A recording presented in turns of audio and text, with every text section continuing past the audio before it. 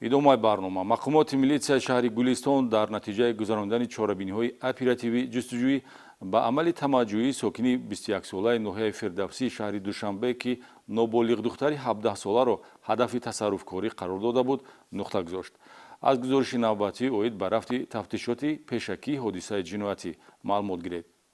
Тамаҷҷӯиву иръобкорӣ сабаб шуд, ки дар асоси талаботи моддаи 250 кодекси ҷиноятӣ милитсияи шаҳри Гулистон нисбати шаҳрванд Саломов Ислом Искандарович, соли таваллудаш 2004, иқоматкунандаи ноҳияи Фирдавсии шаҳри Душанбе парвандаи ҷиноятӣ оғоз намояд. Пул надиҳӣ беобрӯят мекунам. Бо истифода аз ҳамин ибораи таҳдидкунанда гумонбаршуда аз ноболиғ духтари 14 сола иқоматкунандаи шаҳри Гулистон маблағи пулӣ талаб карда ба дасти милитсия афтод.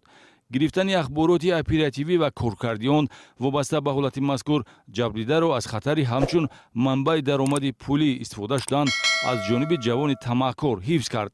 шиносоии онҳо тавассути алоқаи интернетӣ моҳи ноябри соли 2024 оғоз ёфта, дар ибтидо самимӣ, баъдан бо ба даст овардани расмҳои гуногуни ноболиғ духтар ҷои муносибати лирикиро найрангбозӣ, иръобу тамаъкорӣ мегирад. зеро гумонбаршуда суратҳои ба дастовардаро барномасозиву тағйир дода дар саҳифаҳои порнографӣ ҷой медиҳад ва барои тоза кардани он ва дар оянда ифшо накардани дигар маълумотҳои беобрӯкунанда шарти пардохт кардани 3000 сомонии маблағи пулиро мегузорад. Ман ба алмазу далидшон мекардам суратҳои вая. Суратҳоашон ба алмазу далид кардам. Ба омадам ами ахири ждани ами ҷа омадам мақсад қабиданам. Кадом мақсад хати шумо аз Душанбе шаҳри Гулистон? гуфт хеб ё амо одисаро далид ко гуфтам шоме тамоман камондам. Ман аз кори кардагии худам пушаймонам. Ман ҳамин корро мефаҳмидам, ба ҳамин шаҳри ноҳияи Гулистон намеомадам.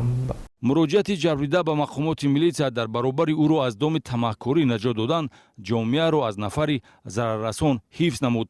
дар шароити идорашавандаи оперативии гумонбаршуда Ислом Саломов дар ҳудуди шаҳри Гулистон баъди қабул кардани маблағи тамаъкарда дастгир гардид. дар ҷараёни тафтиши пешакӣ ошкор карда шудааст, ки гумонбаршуда то шиносоӣ ба ҷабрида ва анҷоми ҳаракатҳои ҷиноятӣ аксҳои дигар ноболиғ духтарро низ дар интернет гузошта бо шарти бо духтаре шинос намудан онҳоро пок кардааст. маҳз тавассути ҷабридаи аввала шиносоии ӯ бо қурбонии навбатӣ сурат мегирад ва шеваи зараррасонӣ идома меёбад. беҷазо мондан эҳтимолияти идомаёбии ҳаракатҳои ҷиноятӣ мебошад.